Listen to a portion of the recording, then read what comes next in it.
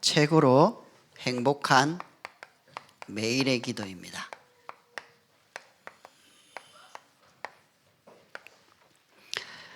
기도가 멈추지 않고 꾸준히 지속되는 우리의 영적 상태가 굉장히 중요합니다. 우리에게는 복음을 누림에도 불구하고 영적 문제가 계속 드러납니다.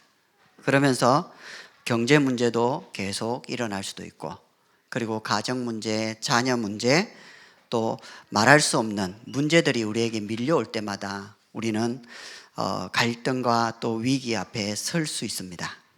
그럴 때 우리에게 두려움과 불안도 밀려오지만 우리가 하나님께로 갈 수 있는 힘이 있고 하나님께 집중할 수 있는 그 기도가 멈추지 않는 기도가 계속 지속된다면 하나님은 우리를 통해서 이 기도가 쌓여져서 응답이 되고 힘이 되고 능력이 되어서 하나님이 이 시대에 가장 원하시는 소원을 찾는 그 축복의 주인공으로 저와 우리 성도님들을 사용하게 될 줄로 믿습니다. 그래서 잠언 3장 5절에서 6절에 보니까 마음을 다하여 여호와를 신뢰하고 내 명철을 의지하지 말라. 범사에 그를 인정하라. 그리하면 내 길을 지도하리라. 저와 성도님들은 늘 예배의 자리에서 모든 것이 시작됩니다.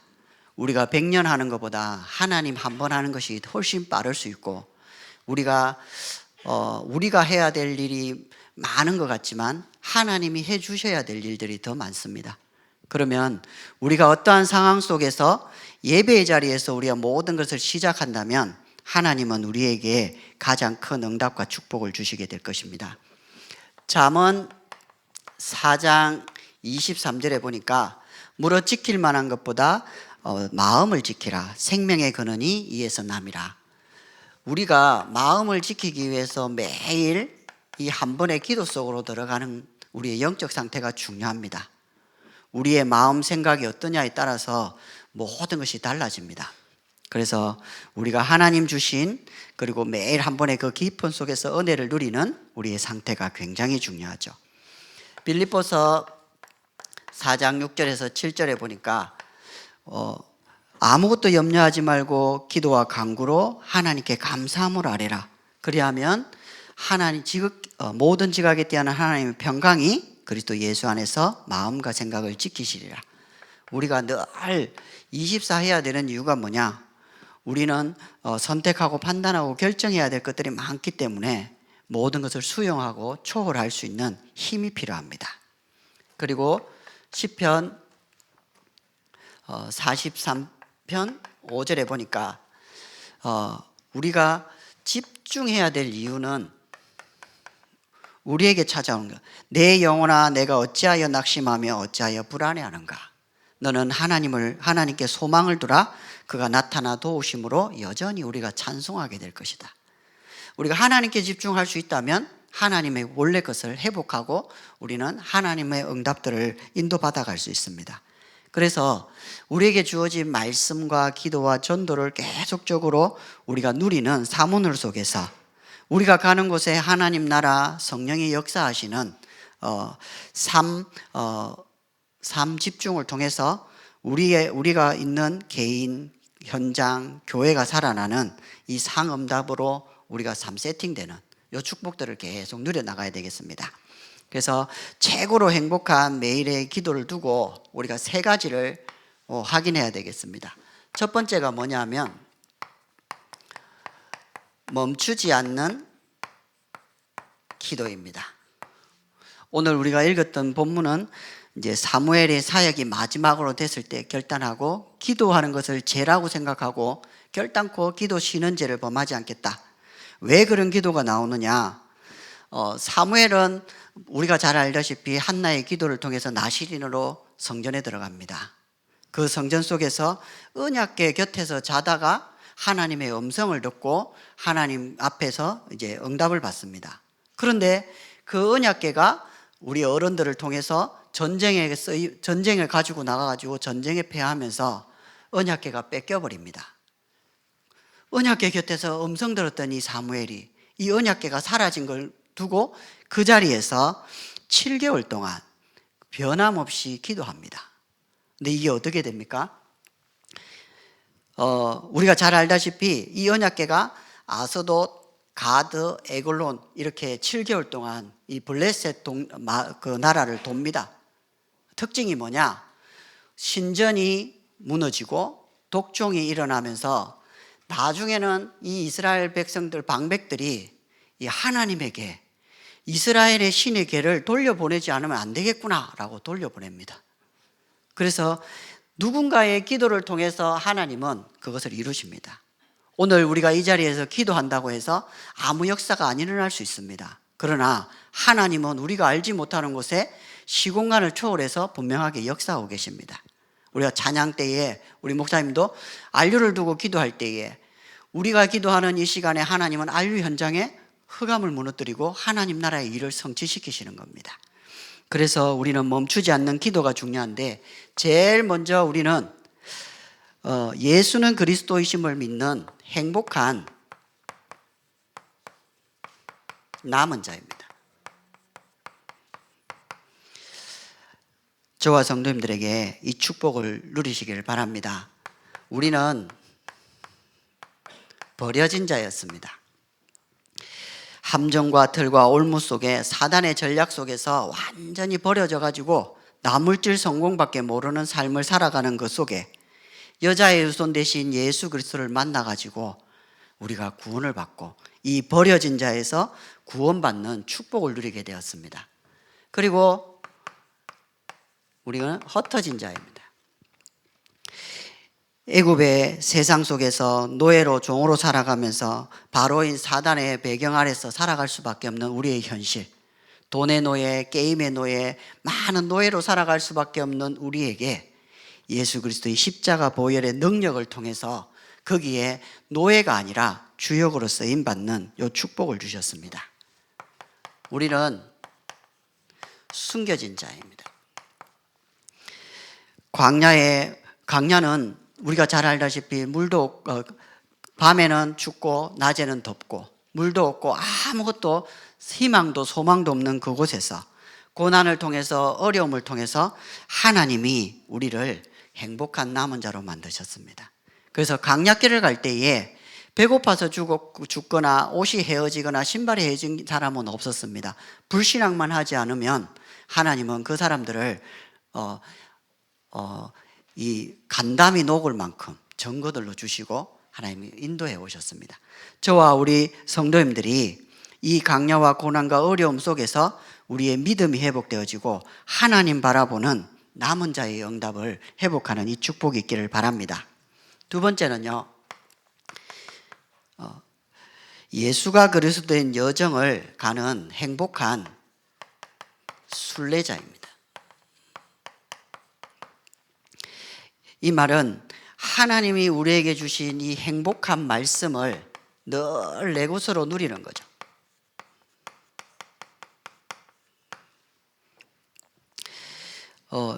여호수아가 모세가 죽고 나서 여호수아가 이제 지도자로 됐을 때에 하나님이 말씀을 주셨습니다. 모세와 함께 한 것 같이 내가 너와 함께 하겠다. 네가 밟은 그 땅을 내가 이미 주었고 너는 강하고 담대하라. 이 말씀을 좌로나로 치우치지 말고 이 말씀을 담고 지속하도록, 그죠? 묵상하고 형통하는 이 축복을 저와 성도님들이 이 축복을 계속 누리면서 우리가 하나님을 누리는 축복 속에 머무르시길 바랍니다. 그러면서 기도 속으로 들어가는 겁니다. 이 언약궤가 가는 곳에 하나님이 함께하는 축복을 주시고, 그리고 전쟁을 위해서 언나팔을 부는 게 아니라 예배를 위해서 양강나팔을 불고 전쟁이 여호와께 속해 있음을 또 확인하면서 태양과 달이 멈추게 되고 헤브론이 정복되는 이 축복을 전부 기도 가지고 인도받아 나갔습니다. 저와 우리 성도님들은 기도 가지고 모든 것을 풀어나가는 응답의 주역 되시길 바랍니다. 그리고 우리에게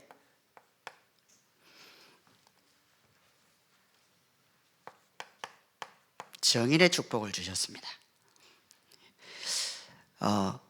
우리가 잘 알고 있듯이 요셉이 애굽의 총리가 되고, 그리고 그 4대를 언약 전달을 위해서 4대를 양육하고 기르면서 110세에 죽을 때에 이렇게 얘기하지 않습니까? 내 유고를 반드시 당신들이 가나안 땅에 돌아가게 될 것이다. 이 유고를 가져가달라. 그리고 출애굽할 때 이 유고를 가지고 나오고, 그리고 가나안 땅에 정착됐을 때에 이 유고를 다시 묻습니다. 그러니까 요셉의 유골이 상징하는 것은 하나님의 영광입니다. 하나님께서 이스라엘 백성들을 얼마나 축복하시는지 그 증거를 우리는 보는 거죠. 그래서 우리는 마지막으로 예수만 그리스도 되는 행복한 정복자의 응답을 누리는 겁니다. 하나님께서 우리에게 맡겨진 이 지역을 우리가 가슴에 품고 하나님 주신 가나안 땅, 그래서 메시아가 오실 땅, 세계 복음화에 이루어져야 될 그 땅의 축복을 우리가 있는 지역 속에서 확인하고 누리는 거죠. 왜 그러냐니까 전 세계 나라들, 세계사 전쟁사를 보게 되면 전부 강한 나라가 약소국을 지배하는 방법이 전쟁이었습니다. 그 대표적인 인물이 알렉산더, 그 다음에 징기스칸, 이런 인물들 아닙니까? 그래서 강대국은 늘 전쟁을 하고 약소국은 우상을 섬기고, 그리고 정작 중요한 이스라엘은 분열이 되면서 계속 사단의 쓰임을 받는 거죠. 그때에 제일 중요한 게 뭐냐면 이 시대를 책임져야 될 후대들이 계속 노예되고 포로되고 속국돼 가는 겁니다. 이걸 막는 우리의 기도가 멈추지 않는 이 축복이 저와 성도님들에게 그대로 있기를 주님의 이름으로 축복합니다. 그러면 멈추지 않는 기도를 넘어서 우리는 쉬지 않는 기도가 필요합니다. 왜 그러냐니까 기도가 쉬어버리면 더 큰 문제가 오게 됩니다. 그래서 우리는 제일 먼저 뭘 해야 되느냐? 말씀을 각인해야 됩니다. 우리가 언약 잡고 흔들리지 말고, 말씀 잡고 흔들리지 말고, 많은 얘기를 듣잖아요, 그죠? 그리고 문제 잡지 말고, 사람 말 잡지 말고, 현실 잡지 말고, 계속 언약 잡고 말씀 잡아라, 이렇게 합니다. 우리 성도님들은 좀 아실는지 모르겠습니다. 그것만이 내 세상이라는 영화가 있습니다. 거기에 보면 장애 2급을 가진 오진태라는 인물이 나옵니다.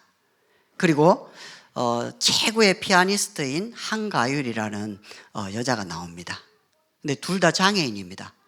이 오진태라고 하는 이 남자는 태어나면서 장애를 가지고 살아가는 겁니다. 그래서 잘하는 게 있다고 하면 뭐냐? 짜파게티 끓이는 거, 게임하는 거, 그리고 하나가 피아노입니다. 피아노를 정말 잘 치거든요. 근데 이 한가율이라는 이 여자분은 국내에서 최고 가는 피아니스트인데 뺑소니 차가 치고 가면서 확인 사살을 해가지고 다리를 절단당합니다. 그 상처 때문에 그 사고 이후로 피아노를 한 번도 친 적이 없습니다. 그런데 여차저차 하는 사건 속에 이 오진태라고 하는 장애인과 한가율이라고 하는 피아니스트가 둘이 만나는 사건이 일어납니다. 이유가 뭐냐? 이 형이 아무리 봐도 동생이 피아노를 잘 칠 것 같으니까 테스트를 받으러 간 겁니다. 그러니까 한가율 눈에는 이 장애인아가 무슨 테스트를 받겠냐 하면서 무시하고 가는 겁니다. 근데 우리가 알듯이 이 아이가 피아노가 있으니까 이거 천을 걷어내고 그 피아노를 치는 겁니다. 치는데 올라가던 한가율이 멈추면서 뒤돌아보게 됩니다. 그 이유가 뭔지 아십니까? 오진태가 평생 장애를 가지고 살아갈 수밖에 없었는데 휴대폰에서 한가율이가 친 쇼팽이라든지 모차르트라든지 이 피아노를 듣고 영감을 받고 그때부터 피아노를 치게 된 겁니다. 이 장애가 있다 보니까 피아노를 배운 적도 없고 피아노의 도레미파솔라시도도 들어본 적이 없는데 이 서번트 장애가 하나에 굉장히 꽂히면 무섭게 발전하잖아요. 이 장애가 피아노에 꽂혀버린 거예요. 근데 이 오진태가 피아노 반주를 딱 칠 때 그 소리를 한가율이 듣습니다. 듣는데 중요한 건 뭐냐면 자기가 쳤던 거하고 똑같은 겁니다. 그래서 충격을 받고 와서 같이 피아노를 치면서 이게 힐링이 되는 겁니다. 제가 무슨 얘기를 하느냐, 말씀 가기는 그렇습니다. 우리는 장애를 가지고 있습니다. 오진태나 한가율 같이 우리는 영적 문제와 또 우리의 상처와 우리 자라온 환경 속에 무능이라든지 여러 가지 문제들이 와 있습니다. 그것과 상관없이 말씀에 집중하게 되면 그 말씀이 우리 인생을 끌고 간다는 겁니다. 나중에 이 오진태는 국내 최고의 무대, 갈라쇼의 무대에서 그 반주를 합니다. 어리버리하지만 피아노 외에는 삶이 전혀 안 되는 이 아이가 국내에서 최고로 쓰임받게 됩니다. 그 말은 뭔 말입니까? 우리는 대단하지 않은데 우리에게 말씀이 각인되어져 버리면 이 말씀이 우리 인생을 끌고 가서 우리 인생을 변화시키는 겁니다. 생각해 보십시오. 저와 성도님들이 여기 앉아 있는 이유가 말씀 때문이잖아요. 말씀 때문이잖아요. 복음의 말씀, 은혜의 말씀, 그리고 하나님 주신 축복의 말씀입니다. 그래서 결국은 우리가 말씀을 통해서 가글을 편집하게 되면 우리의 운명이 바뀌는 겁니다. 저와 여러분들이 여기 앉아 있기 전에 만약에 복음을 몰랐다고 하면 우리는 사람을 살리는 사람이 아니고 우리가 지금 계속 듣는 복음의 일트 성공자 대통령 로베린을 키우는 사람들이 아니라 어찌 보면 경기 남부 지역 재앙 막는 주역으로 쓰임받을 수도 모릅니다. 그런데 하나님이 우리에게 이 가글을 편집할 수 있는 복음의 말씀을 가지고 우리의 운명을 뒤바꾸면서 우리 인생을 뭘로 만들어놨냐? 예배자로. 얼마나 감사합니까? 주일, 수요일, 철야 이렇게 은혜가 떨어지지 않도록 계속 우리의 삶을 이어가면서 하나님이 우리에게 주신 축복들을 계속 확인할 수 있다. 이것이 가장 큰 축복이고 응답입니다. 그래서 두 번째는 뭐 하느냐? 저와 성도님들이 이 기도에 뿌리를 내리는 겁니다. 기도의 뿌리가 무엇입니까? 우리의 오늘을 설계하는 겁니다. 우리의 오늘을 설계하게 되면 하나님이 우리에게 요구하는 것이 다른 것이 아니라 믿음이라는 걸 알게 됩니다. 우리에게 믿음이 떨어지면 사람이 추해집니다. 아무리 대단하고 실력이 있어도 믿음이 없으면 이상해집니다. 근데 하나님이 우리가 지금 연약하고 약할지라도 믿음이 딱 회복이 되어지면 담대해집니다. 그래서 우리는 뭐 하게 되느냐? 도전자가 되는 겁니다. 사무엘을 자세히 보면 모든 부분에 믿음을 고백합니다. 현실이 아닐지라도. 그러나 하나님은 그 믿음대로 되어집니다. 우리가 중요한 사무엘상 7장에 보면 이스라엘 백성들이 아스롯도 섬기고 여호와도 섬기고 왔다 갔다 하는 그 신앙 속에서 이 이스라엘 백성들이 회개할 때에 뭐라고 하느냐? 전심으로 여호와께 돌아와서 그만을 섬기라고 합니다. 이번 주 강단 말씀처럼 예수는 그리스도 알고 있습니다. 예수가 그리스도가 예수 알고 있습니다. 이제는 우리가 그리스도만 예수이심을 누리는 겁니다. 저와 성도님들에게 이 은혜가 있기를 바랍니다. 그리고 세 번째, 이제 우리는 전도의 체질을 만들어가는 겁니다. 결국 하나님께서 우리의 미래를 디자인하는 겁니다. 하나님이 우리를 마음껏 쓰실 수 있도록. 그죠? 그래서 하나님이 우리에게 주시는 미션을 성취시키기 위해서. 전도에는 실수나 실패가 없습니다. 이 사무엘의 시대가 끝나갈 때에 이스라엘 백성들이 요구합니다. 보이지 않는 하나님 말고 보이는 왕을 세워달라. 세상 나라처럼 왕을 세워서 우리를 통치하게 해달라. 그게 얼마나 큰 죄인지도 모르고 요구합니다. 하나님은 들어주십니다. 들어주시면서 사울 왕을 세웠습니다. 이게 실수일까요? 실패일까요? 아닙니다. 전도에는 실패가 없습니다. 우리가 복음 전해서 세워놓은 제자가 사라지거나 없어지거나 아니면 제자가 흔들리거나 낙심한다. 그게 실수입니까? 실패입니까? 아닙니다. 하나님은 우리의 삶을 통해서 그 상황과 상관없이 하나님의 일들을 진행해 나가십니다. 그렇다고 볼 때에 하나님은 절대 전도에 손해보시지 않으시고 우리를 정확한 시간표 속에 우리를 인도해 나가신다는 겁니다. 우리 자신을 그 하나님이 쓰실 수 있는 한 사람의 제자로, 또 우리를 만난 그 한 사람을 제자로 쓸 때까지 하나님은 멈추지 않으십니다. 그래서 우리는 중요한 전달자입니다. 언약을 전달하고 강단의 흐름을 전달하고 우리에게 주시는 응답들을 전달하면서 우리 개인과 가정과 우리의 현장들이 살아나도록 기도하는 겁니다. 그러다 보면 멈추지 않는 기도가 계속되고 쉬지 않는 기도가 계속되다 보면 이제는 뭐가 나오냐니까 간절한 눈물의 기도가 나오는 겁니다. 사무엘상 16장 1절에 보면 하나님이 다윗을 사울을 버림으로써 이 사무엘이 사울을 만나지 않고 이 성전에서 계속 기도합니다.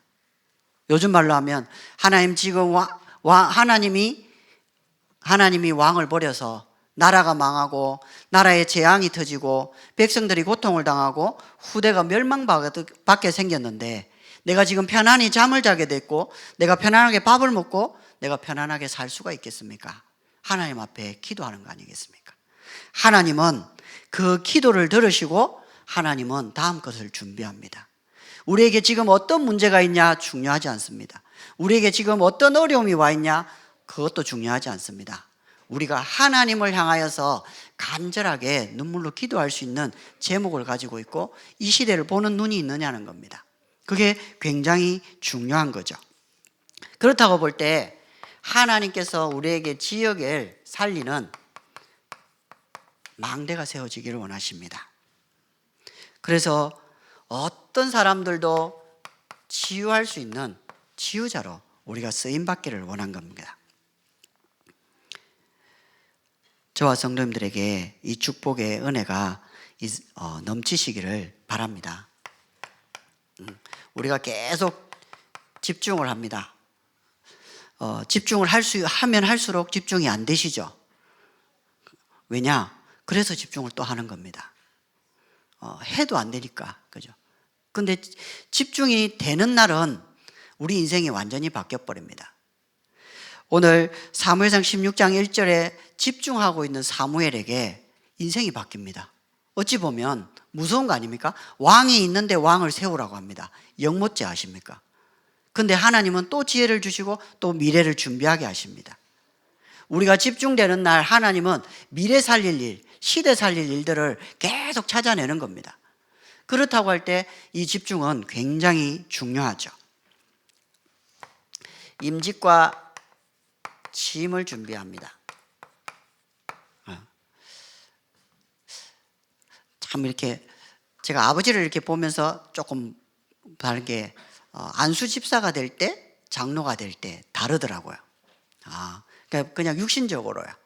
그러니까 안수 집사가 딱 될 때 아버지 제게 하신 말씀이 내가 이제 새벽 기도를 평생 드려야 되겠다라고 하시더라고요.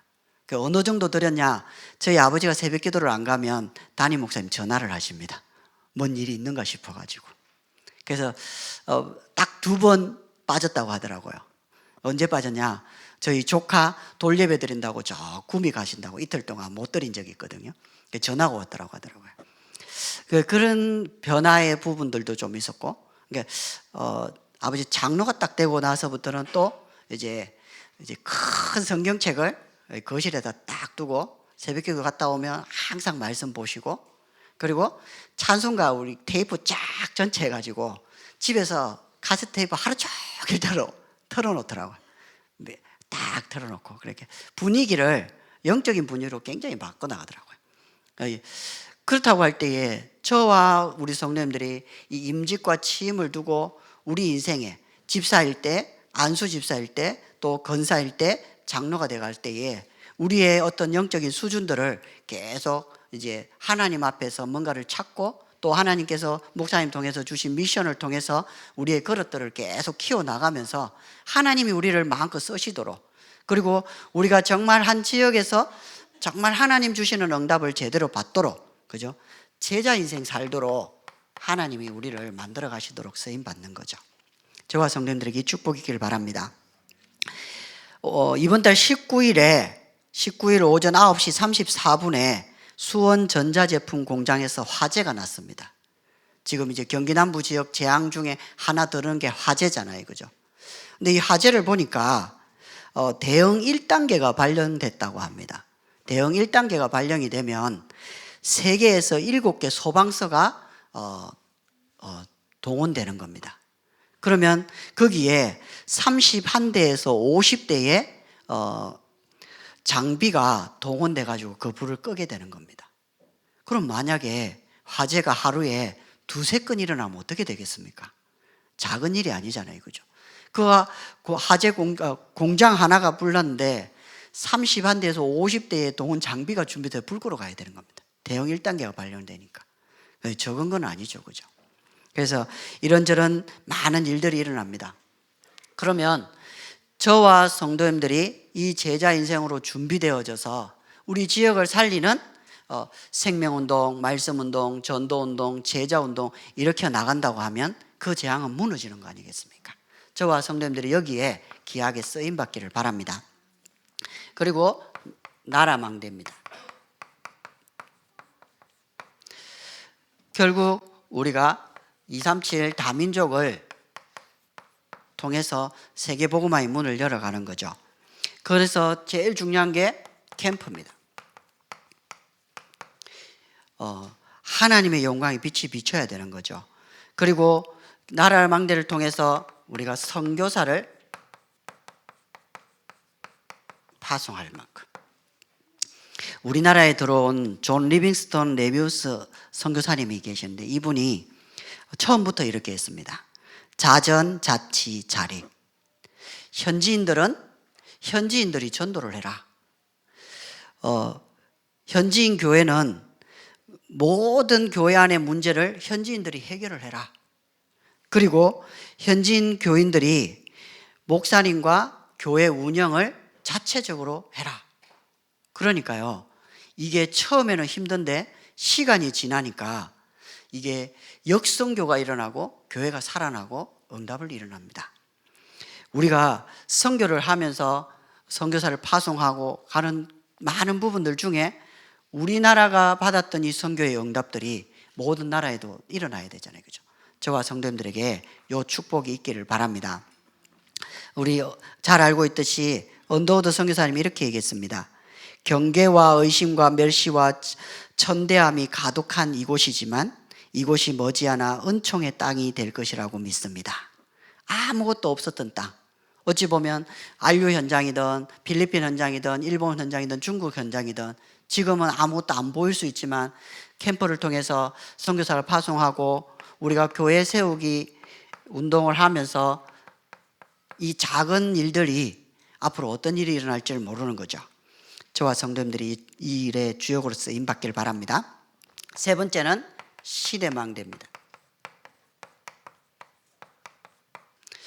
시대망대가 결국 우리가 서밋을 키워내는 거죠. 네비우스라든지 우리나라에 온 선교사님들은 누군가가 키워준 겁니다. 그래서 우리가 훈련을 통해서 계속적으로 이런 후대들이 일어나도록 준비하고요. 그리고 셋들과 금토일 시대를 실질적으로 준비하는 거죠.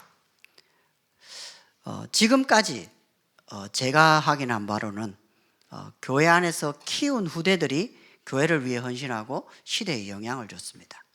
그래서 우리 전문인들이라든지 이런 분들이 교회의 마음을 담고 우리 후대들을 품고 키워주지 않으면 그렇게 크지 않은 후대들은 거의 세상에 다 헌신해버립니다. 교회를 등지고 나갈 수밖에 없고.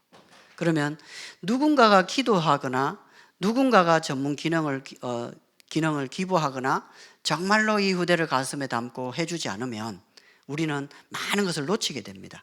그래서 이 검토일 시대에 교육자든 우리 중직자든 우리 전문인이든 많은 이런 분들이 여기에 헌신해야 될 이유는 우리가 다음 세대를 준비하고 또 우리 후대들이 복음 엘리트, 복음 성자, 복음 대통령, 복음 노벨인으로 실제로 준비할 수 있는 부분에 보름과 또 인턴십과 멘토들이 진행되어져야만 가능한 것이죠. 그리고 그것을 가장 잘하기 위해서 시설로 우리 거루와 또 헌당들을 준비해 나갑니다.